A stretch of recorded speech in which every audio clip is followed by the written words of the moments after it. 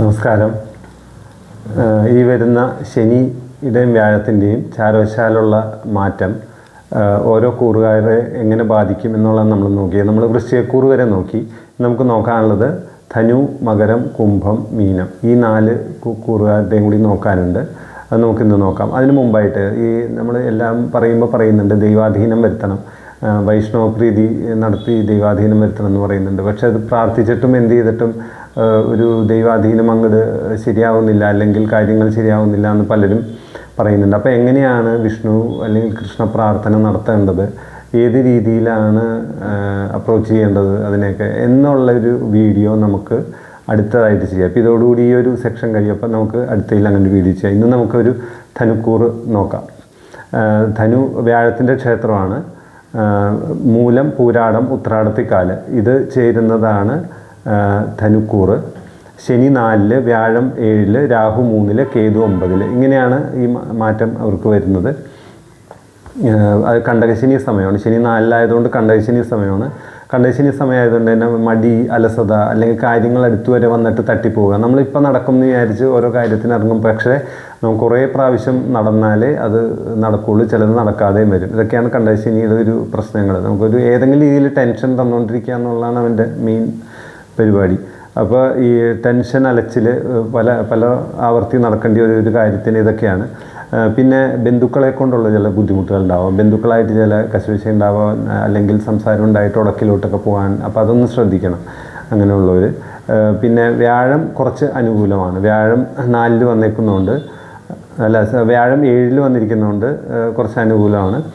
ചാരവശാൽ കേസരി യോഗം, ചന്ദ്രകേന്ദ്രത്തിൽ വ്യാഴം എന്നൊക്കെ പറയാമെങ്കിലും ജാതകത്തിൽ വ്യാഴത്തിനും ചന്ദ്രനും ബലമുണ്ടെങ്കിൽ നമുക്ക് കുറേയൊക്കെ അനുകൂല ഫലങ്ങൾ ഈ സമയത്ത് പ്രതീക്ഷിക്കാം. കണ്ടകശനിയാണെങ്കിൽ കൂടി വ്യാഴത്തിൻ്റെയും ചന്ദ്രനും ബലമില്ലെങ്കിൽ എന്ത് പറ്റുമെന്ന് വെച്ച് കഴിഞ്ഞാൽ ഈ കണ്ടകശനി കയറി ഡോമിനേറ്റ് ചെയ്യും. ശനി കയറി ഡോമിനേറ്റ് ചെയ്തിട്ട് നമുക്ക് കണ്ടകശനിയുടെ ഫലങ്ങളായിരിക്കും കൂടുതൽ വരിക. അതുപോലെ പിതാവിൻ്റെ ആരോഗ്യം ഒന്ന് ശ്രദ്ധിക്കുക. എന്തെങ്കിലുമൊക്കെ ഉണ്ടെങ്കിൽ ചെക്കപ്പ് ചെയ്യണം. പിന്നെ വിവാഹം നോക്കുന്നവർക്ക് ചാരവശാൽ അനുകൂലമാണ്. ജാതകത്തിൽ വ്യാഴത്തിനൊക്കെ ബലം ഉണ്ടെന്നുണ്ടെങ്കിൽ വ്യാഴം 7ാം ഭാവം, 7ാം ഭാവാധിപൻ, ഇതെല്ലാം നോക്കിയിട്ട്, പിന്നെ ഇപ്പോഴത്തെ ദശ, ഇതെല്ലാം നോക്കിയിട്ടാണ് വിവാഹം ചിന്തിക്കുക. അപ്പോൾ ചാരവശാൽ കുറച്ച് അനുകൂലമാണ്. ജാതകത്തിലും കൂടി ബലം ഉണ്ടെന്നുണ്ടെങ്കിൽ വിവാഹം നടക്കാനായിട്ടുള്ള സാധ്യതകളുണ്ട്. പിന്നെ വീട്, വാഹനം, അതിനൊക്കെ ചിലവ് കൂടാനായിട്ടുള്ള സാധ്യതയുണ്ട്. വാഹനം, വീട്, ഇതിനൊക്കെ നമ്മൾ പ്രതീക്ഷിക്കാത്ത ചിലവുകൾ വരിക. അപ്പോൾ അത് ഒന്ന് ശ്രദ്ധിക്കണം. അതുപോലെ ആരോഗ്യവശാൽ പറഞ്ഞാൽ തൊണ്ട, ഹൃദയം, നെഞ്ച്, കാല്, ഈ ഒരു ഏരിയകൾ കുറച്ചൊരു പ്രശ്നമാവാൻ സാധ്യതയുണ്ട്. അപ്പോൾ ഒന്ന് ശ്രദ്ധിക്കുക. അതൊന്ന് പേടിക്കാൻ വേണ്ടി പറയുന്നതല്ല, അതൊന്ന് ആ ഒരു ഏരിയകളിലൊക്കെ എന്തെങ്കിലും വന്നു കഴിഞ്ഞാൽ വച്ചുകൊണ്ടിരിക്കേണ്ട ഡോക്ടറെ കാണാം. പിന്നെ ഇതിന് പരിഹാരം എന്ന് പറയുന്നത് കണ്ടകശനി ആയതുകൊണ്ട് തന്നെ ശാസ്താവിന് എള്ളുതിരി കത്തിക്കുക. ശനിയാഴ്ചകളിൽ എള്ള് പായസം കഴിപ്പിക്കുന്നത് നല്ലതാണ്. ഹനുമാനെ പ്രാർത്ഥിക്കുന്നത്, ഹനുമാൻ ചാലീസ ചെല്ലുന്നത് നല്ലതാണ്. ശനി പൂജ, അതായത് നവഗ്രഹങ്ങളിൽ ശനിക്ക് പൂജ ചെയ്യുന്നത് നല്ലതാണ് ശനിയാഴ്ചകളിൽ. പിന്നെ കേസരി യോഗം ചാരവശാലുള്ളതുകൊണ്ട് അതിൻ്റെ ഗുണം കിട്ടാനായിട്ട് ചന്ദ്രൻ ശ്രീപാർവതിയാണ്. അപ്പോൾ ദേവിയെ പ്രാർത്ഥിക്കണം. അതോടൊപ്പം തന്നെ കൃഷ്ണനെ പ്രാർത്ഥിക്കണം. ലളിതാ സഹസ്രനാമം, വിഷ്ണു സഹസ്രനാമം ജപിക്കുക. ദേവീക്ഷേത്ര ദർശനം നടത്തി വേണ്ട വഴിപാടുകൾ, പ്രദക്ഷിണം എല്ലാം ചെയ്യുക. ദേവിക്ക് മുഖം ചാർത്ത് കടുംപായസം എല്ലാം ചെയ്യുന്നത് നല്ലതാണ്. വിഷ്ണുവിന് പാൽപ്പായസം, വെണ്ണ, കദളിപ്പഴം, നേദ്യം, സമർപ്പണം എല്ലാം നല്ലതാണ്. എന്ത് ചെയ്യുമ്പോഴും മനസ്സറിഞ്ഞ് ചെയ്യുക. വെറുതെ എന്തെങ്കിലും വഴിപാട് കഴിച്ച് മാറി അങ്ങനെയുള്ള ഇതല്ല, അറിഞ്ഞ് ചെയ്യുക, നല്ലോണം പ്രാർത്ഥിക്കുക. പിന്നെ പരദേവത പ്രാർത്ഥന, അതായത് മറ്റേ ചന്ദ്രൻ്റെ ഒരു ഇത് ആയതുകൊണ്ട് പരദേവത പ്രാർത്ഥിക്കണം. എന്തിനും ഏതിനും എല്ലാ കൂറുകാരും പ്രാർത്ഥിക്കേണ്ടതാണ് പരദേവത. അപ്പോൾ പരദേവത പ്രീതി എങ്ങനെയാണോ അവിടുത്തെ ഒരു സിസ്റ്റം, പല പരദേവതയ്ക്കും ചിലപ്പോൾ വർഷത്തിലായിരിക്കും, ചിലപ്പോൾ മാസത്തിലെ പൂജ ഉണ്ടാവുള്ളൂ, ചിലർക്ക് എന്നും ഡെയിലി പൂജയുള്ളവരുണ്ട്. അപ്പോൾ അത് അവിടുത്തെ സിസ്റ്റം എങ്ങനെയാണോ അതിനനുസരിച്ച് ചെയ്യുക. നാണയമൊക്കെ ഒഴിഞ്ഞ് പരദേവതയ്ക്ക് ഇടുന്നതും വിളക്ക് വയ്ക്കുന്നതും ഒക്കെ വളരെ നല്ലതാണ്. നല്ലോണം പ്രാർത്ഥിക്കുക. അപ്പോൾ പൊതുവേ ഒരു സമ്മിശ്ര ഫലമാണ് ഇവർക്ക് വരിക.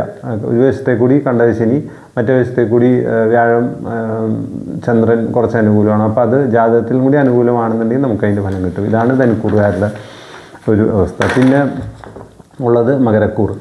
മകരം ശനിയുടെ ക്ഷേത്രമാണ്. ഉത്രാടം അവസാന മുക്കാല്, തിരുവോണം, അവിട്ടം, അര, ഇത് ചേരുന്നതാണ് മകരക്കൂറ്. അവർക്ക് ശനി 3, വ്യാഴം 6, രാഹു 2, കേതു 8, ഇങ്ങനെയാണ് വരിക. ഏഴരശനി മാറി വരുന്നു. ഇത്രയും കാലം ഏഴരശനി സമയമായിരുന്നു, ഏഴരശനി മാറി വരുവാണ്. എങ്കിലും സഹോദരങ്ങൾക്ക് അസുഖങ്ങൾ വരാനോ സഹോദരങ്ങളായിട്ട് എന്തെങ്കിലും ബുദ്ധിമുട്ടുണ്ടാവാനോ, അതായത് ചില ഉടക്കുകളോ ഒക്കെ ഉണ്ടാവാനായിട്ടുള്ള ഒരു സാധ്യത ഉള്ള സമയമാണ്. അതൊന്ന് ശ്രദ്ധിക്കണം. പിന്നെ എടുത്തു ചാടി കാര്യങ്ങൾ ചെയ്യരുത്. ഇപ്പോൾ കാശിറക്കിയായാലും അല്ലെങ്കിൽ എടുത്തു ചാടി നമ്മൾ എന്തെങ്കിലും ഒരു കാര്യം ചെയ്തിട്ട് നാളെയോ നമുക്ക് തോന്നും, നമുക്കതിന് അത് ചിലപ്പോൾ പാരയാവും. അപ്പോൾ വളരെ സൂക്ഷിച്ച് കാര്യങ്ങളൊന്ന് ആലോചിച്ചിട്ട് ചെയ്യുക. വാക്ക് ശ്രദ്ധിക്കുക. എന്തെങ്കിലും ആരെങ്കിലുമൊക്കെ ആയിട്ട് സംസാരിക്കുമ്പോൾ ഉടക്ക് വന്നിട്ട് എന്തെങ്കിലും വാക്കൊക്കെ പറഞ്ഞു പോയിട്ട് പിന്നീട് അതൊരു ഇഷ്യൂ ആവാനുള്ള സാധ്യതയുണ്ട്. അപ്പോൾ അതൊന്ന് ശ്രദ്ധിക്കുക. ചിലവുകൾ കൂടാനുള്ള സാധ്യതയുണ്ട്. അതായത് ചിലവ് കൂടും. ജാതകത്തിൽ ഗ്രഹങ്ങൾക്ക് ബലമുണ്ടെങ്കിൽ നമ്മൾ ഇഷ്ടത്തോടു കൂടി, അതായത് ഒരു ക്ഷേത്രത്തിൻ്റെ കാര്യങ്ങൾക്കോ അല്ലെങ്കിൽ മറ്റുള്ളവർക്ക് അന്നദാനം അല്ലെങ്കിൽ പാവങ്ങൾക്ക് എന്തെങ്കിലും സഹായം ചെയ്യുക, ഇങ്ങനെയുള്ള കാര്യങ്ങൾക്ക് വേണ്ടി നമ്മൾ സന്തോഷത്തോടെ ചിലവ് ചെയ്യുന്നതായിരിക്കും. ജാതകത്തിൽ ഗ്രഹങ്ങൾക്ക് ബലക്കുറവുണ്ടെന്നുണ്ടെങ്കിൽ നമുക്ക് താല്പര്യമില്ലാത്ത, അതായത് ഹോസ്പിറ്റൽ കേസ്, ആരോഗ്യപരമായ പ്രശ്നങ്ങൾ കൊണ്ടുള്ള ചിലവ്, മറ്റ് ദുർച്ചെലവുകൾ അങ്ങനെയായിട്ട് വരും. അപ്പോൾ അതൊന്ന് ചിലവിൻ്റെ കാര്യം ഒന്ന് ശ്രദ്ധിക്കുക. വ്യാഴം 6ലേക്ക് വരുന്നതുകൊണ്ട് വ്യാഴത്തിനൊട്ടും നല്ല സ്ഥലമല്ല. ശത്രു രോഗം ഒക്കെ ചിന്തിക്കുന്ന ഒരു സ്ഥാനം. അങ്ങോട്ടേക്ക് വ്യാഴം വരുന്നതുകൊണ്ട് വ്യാഴം ഒട്ടും അനുകൂലമല്ല. ദൈവാധീനം കൂട്ടണം.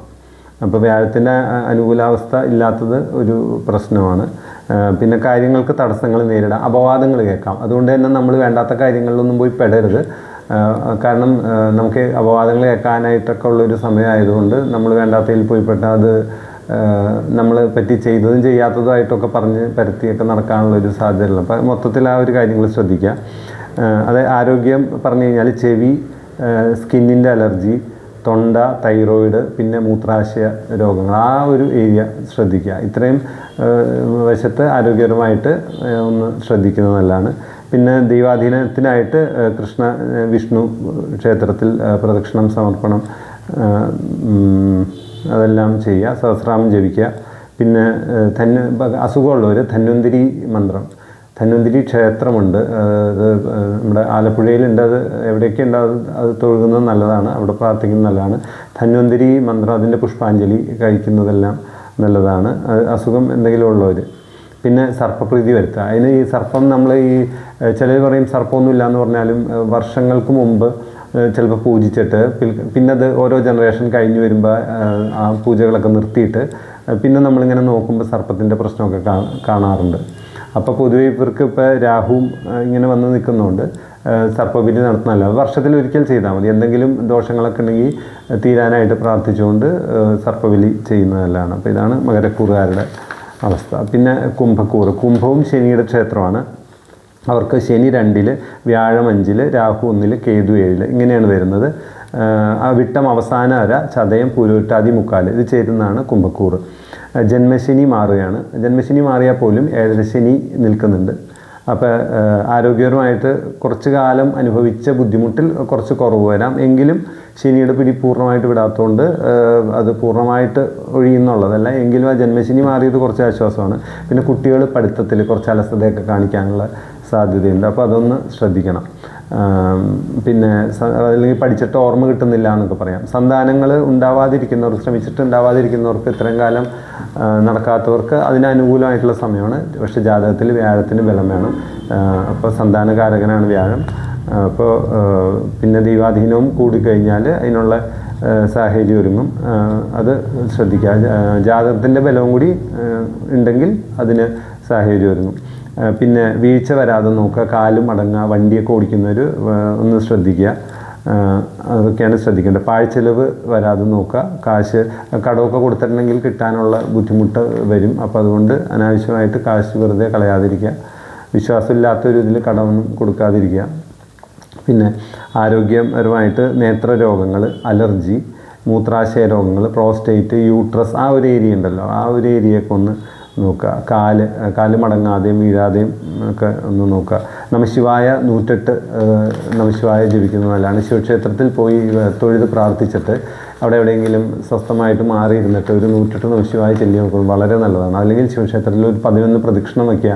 ആ പ്രദക്ഷിണത്തിൻ്റെ ഇടയിലെല്ലാം ഓം നമശിവായ ജപിച്ചുകൊണ്ട് പ്രദക്ഷിണം വയ്ക്കുന്നത് വളരെ നല്ലതാണ്. നമുക്ക് തന്നെ ഒരു പോസിറ്റീവ് വൈബ്, നമ്മളാകെ ഒരു ചേഞ്ച് ആവും, റിഫ്രഷ് ആവും അത്. പിന്നെ ശിവന് ധാര ചെയ്യുന്നത് നല്ലതാണ്. പിന്നെ വൈഷ്ണവ പ്രീതി എന്തായാലും വേണം. വിഷ്ണു സഹസ്രനാമം ജപിക്കുക, കൃഷ്ണന് പ്രദക്ഷിണം ചെയ്യുക. സർപ്പബലി ചെയ്യുന്ന നല്ലതാണ്. ഈ സർപ്പദോഷങ്ങളെല്ലാം തീരാനായിട്ട് വർഷത്തിലൊരിക്കൽ ചെയ്താൽ മതി അത്. പിന്നെ പരദേവത പ്രീതി എല്ലാവരും ചെയ്യേണ്ടതാണ്. പരദേവത പ്രീതി ഈ കുറുകാർ പ്രത്യേകിച്ച് ഈ ഒരു സമയത്ത് അത് ചെയ്യേണ്ടതാണ്. പിന്നെ അതൊക്കെയാണ് ഇവരുടെ കാര്യങ്ങൾ. പിന്നെ മീനക്കൂറ്, പൂരുരുട്ടാതി അവസാന കാല്, ഉത്രട്ടാതി രേവതി ഇത് കൂടുന്നതാണ് മീനക്കൂറ്. വ്യാഴത്തിൻ്റെ ക്ഷേത്രമാണ് മീനം. അവർക്ക് ശനി 1 അതായത് ജന്മത്തിൽ, വ്യാഴം 4, രാഹു 12, കേതു 6 ഇങ്ങനെയാണ് ഈ മാറ്റത്തിൽ അവർക്ക് വരിക. ജന്മശനി സമയമാണ്. ആരോഗ്യം പ്രത്യേകം ശ്രദ്ധിക്കണം. ജന്മശനി വരുമ്പോൾ എന്താ പറയുക, ആരോഗ്യം നമ്മുടെ ശരീരത്തിന് ഇട്ടായിരിക്കും മിക്കവാറും എന്തെങ്കിലും പണി കിട്ടുക. അത് പേടിക്കാനുള്ള ഇതല്ല, അയ്യോ എനിക്ക് എന്തെങ്കിലും വരുമോ എന്നുള്ള ഒരു സംഭവമല്ല. എന്തെങ്കിലും ചെറുതുമായിരിക്കും. അത് ജാതകത്തിലെ വ്യാഴത്തിൻ്റെ ബലവും ഒക്കെ പോലെ ഇരിക്കും. എന്നാലും എന്തെങ്കിലും വന്നു കഴിഞ്ഞാൽ അത് അധികം വച്ചുകൊണ്ടിരിക്കാതെ ഡോക്ടറെ കാണിക്കുന്നതായിരിക്കും നല്ലത്. പിന്നെ ടെൻഷൻ, മനസ്സ് എപ്പോഴും എന്തെങ്കിലുമൊക്കെ ആയിട്ട് അസ്വസ്ഥമായിട്ടിരിക്കുക, എന്തെങ്കിലും പണി ഇടയ്ക്കിടയ്ക്ക് ഇങ്ങനെ കിട്ടിക്കൊണ്ടിരിക്കും വിഷമിക്കാനായിട്ട്. അതാണ് ശനിയുടെ പണി. അതാണ് ശനിദശ ആയാലും ശനി ആ രീതിയിലൊക്കെയാണ് നമുക്ക് പണി. ഇത് ജന്മത്തിൽ വന്നേക്കണോണ്ട് മാനസികമായിട്ടും ആരോഗ്യപരമായിട്ടും ഫിസിക്കലി മെൻ്റലി അത്ര ഒരു സുഖമായിട്ടുള്ളൊരു സമയമായിരിക്കില്ല. പിന്നെ ജാതകത്തിൽ വ്യാഴത്തിന് ബലം ഉണ്ടെങ്കിൽ തൊഴിൽപരമായിട്ട് ഭേദപ്പെട്ട സമയം. കാരണം വ്യാഴം 4 നിൽക്കുവാണ്. അപ്പോൾ ഈ ചന്ദ്രൻ്റെ കേന്ദ്രത്തിൽ വന്നു എന്ന് പറയുന്ന ഈ കേസരിയുടെ ഒരു ഫലം ചാരവശാലുണ്ട്. ചന്ദ്രനും വ്യാഴത്തിനും ജാതകത്തിൽ ബലം ഉണ്ടെങ്കിൽ ഈ ജന്മശനിയാണെങ്കിൽ കൂടി അത് നല്ല ഫലങ്ങൾ തന്നേക്കാം. അപ്പോൾ അതുകൊണ്ട് ദേവി ശ്രീപാർവതി, ചന്ദ്രൻ ശ്രീപാർവതിയാണ്. ഭഗവതിയും വിഷ്ണുവിനെ ഒരുപോലെ നമ്മൾ പ്രാർത്ഥിച്ച് മുന്നോട്ട് പോകണം. എന്നിട്ട് അപ്പോൾ അതിന് ബലം കൂട്ടിയിട്ട് നമ്മൾ അതിൻ്റെ ഫലം കിട്ടാനായിട്ട് മാക്സിമം നോക്കുക. വാഹനമൊക്കെ വാങ്ങാൻ ഉദ്ദേശിക്കുന്നവർക്ക് നടക്കാൻ സാധ്യതയുണ്ട്. വാഹനം വാങ്ങാനൊക്കെ വ്യാഴത്തിനൊക്കെ ബലം ജാതകത്തിലുണ്ടെങ്കിൽ വാഹനമൊക്കെ വാങ്ങാനുള്ള സാധ്യതയുണ്ട്. പക്ഷേ അത് കൈകാര്യം ചെയ്യുമ്പോൾ സൂക്ഷിക്കണം. ജന്മശനി സമയമാണ്. അത് തട്ടാനോ മുട്ടാനോ അല്ലെങ്കിൽ നമ്മൾ വീഴാനോ. അപ്പോൾ നമുക്ക് പുതിയ വണ്ടി മേടിച്ചിട്ട് അത് ഒരയ്യുക എന്നൊക്കെ പറയുന്നത് നമുക്ക് ബുദ്ധിമുട്ടുള്ളൊരു കാര്യമാണ്. അതുപോലെ നമുക്ക് എന്തെങ്കിലും പറ്റുക. അപ്പോൾ അത് ശ്രദ്ധിക്കുക. പിന്നെ ഇവർക്ക് ആരോഗ്യപരമായിട്ട് വയറ്, കാല് വീഴ്ച വരാതെ നോക്കുക, കാല് മടങ്ങാതെ ഒക്കെ നോക്കുക. വയറുവേദന അങ്ങനെയുള്ള കാര്യങ്ങളൊക്കെയാണ് വരാനായിട്ടുള്ള സാധ്യത. പിന്നെ ഇതിൻ്റെ പരിഹാരം എന്ന് പറഞ്ഞാൽ വ്യാഴം ചന്ദ്രൻ്റെ കേന്ദ്രത്തിൽ നിൽക്കുന്നതുകൊണ്ട് ദേവിയും നേരത്തെ പറഞ്ഞ പോലെ ദേവിയും വിഷ്ണുവിനെയും ഒരുപോലെ പ്രാർത്ഥിക്കുക. ചൊവ്വയും വെള്ളിയും ലളിതാ സഹസ്രനാമം, വിഷ്ണു സഹസ്രനാമം ഡെയിലി ചെല്ലാമെങ്കിൽ അത്ര നല്ലത്. വ്യാഴാഴ്ചയെങ്കിലും ജപിച്ച് ചെല്ലുക എന്നുള്ളതാണ്. ഇത് രണ്ടുമാണ് ഏറ്റവും മെയിൻ സംഭവം. പിന്നെയാണ് ക്ഷേത്രത്തിൽ പോയിട്ടുള്ള പ്രാർത്ഥനയും എല്ലാം. നമ്മളുടെ പ്രാർത്ഥനയും ജപം തന്നെ. ഇനി ഒന്നും പറ്റിയില്ലെങ്കിൽ ഒന്ന് ഭഗവതി വാസുദേവ ചെല്ലുക, ജപിക്കുക. മറ്റേ ദേവി മഹാത്മ്യത്തിലെ ഞാൻ കഴിഞ്ഞ വീഡിയോയിൽ പറഞ്ഞു, അത് ദേവി മഹാത്മ്യത്തിലെ ശൂലേന പാഹിനോ ദേവി 4-ാം അധ്യായം 23-ാം ശ്ലോകം. അത് വളരെ നല്ലതാണ് ദുരിതങ്ങളൊക്കെ മാറാനായിട്ട്. അതൊരു 108 തവണ ജപിക്കാൻ പറ്റിക്കഴിഞ്ഞാൽ വളരെ നല്ലതാണ്. ശിവപ്രീതി, അതായത് ശിവക്ഷേത്ര ദർശനം, നമഃശിവായ 108 ജപിക്കുക, ധാര, പിൻവിളക്കുകൾ എല്ലാം ചെയ്യുക. ഇതാണ് മീനക്കുറാർക്ക്. പിന്നെ ആരെ പ്രാർത്ഥിച്ചാലും പരദേവതയെ പ്രാർത്ഥിക്കണം. ദശയുടെ നാഥൻ ആരാണോ, ഇത് പൊതുവേ പറയുന്നതാണ്. ദശയുടെ നമുക്ക് ഏത് ദശയാണോ അതിൻ്റെ നാഥൻ്റെ ഒരു ദൈവം ഉണ്ടാവും. ഇപ്പോൾ സൂര്യനാണെങ്കിൽ അത് ശിവനാണ്.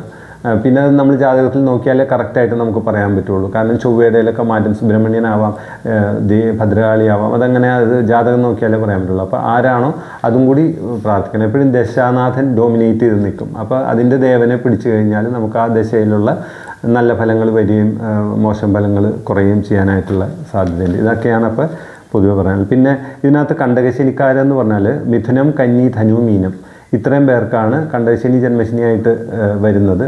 അപ്പോൾ അവർ ശാസ്താവിന് ശനിയാഴ്ചകളിൽ നീരാഞ്ജനം, ശനീശ്വര പൂജ ചെയ്യുക, വൈഷ്ണവ പ്രീതി എന്തായാലും വേണം, ദൈവാധീനം കൂട്ടുക, അങ്ങനെ ആരോഗ്യം നോക്കണം, അധികം കാശ് ഇറക്കിയൊന്നും ചെയ്യരുത്. ഇത്രയും കാര്യങ്ങളാണ് പൊതുവെ കണ്ടകശനിക്കാരോട് പറയാനുള്ളത്. പിന്നെ മെയിനായിട്ട് ഇതാണ് ഈ വൈഷ്ണവ പ്രീതി എങ്ങനെ സാധിക്കാം എന്ന് ഇപ്പം ഞാനത് തുടക്കത്തിൽ പറഞ്ഞു. അത് നമുക്ക് അടുത്തൊരു വീഡിയോ ചെയ്യാം. അത് ഒന്ന് കാര്യങ്ങൾ പറയാനുണ്ട്. അപ്പോൾ എങ്ങനെ നമ്മൾ വിഷ്ണുവിനെ, കൃഷ്ണനെ പ്രാർത്ഥിച്ച് നമുക്ക് എങ്ങനെ ഇതിൻ്റെ ഒരു ഫലം കിട്ടാം എന്നുള്ളത് നമുക്ക് അടുത്തൊരു വീഡിയോയിൽ പറയാം. അപ്പോൾ ഇത്രയൊക്കെയാണ് പറയാനുള്ളത്. നമസ്കാരം.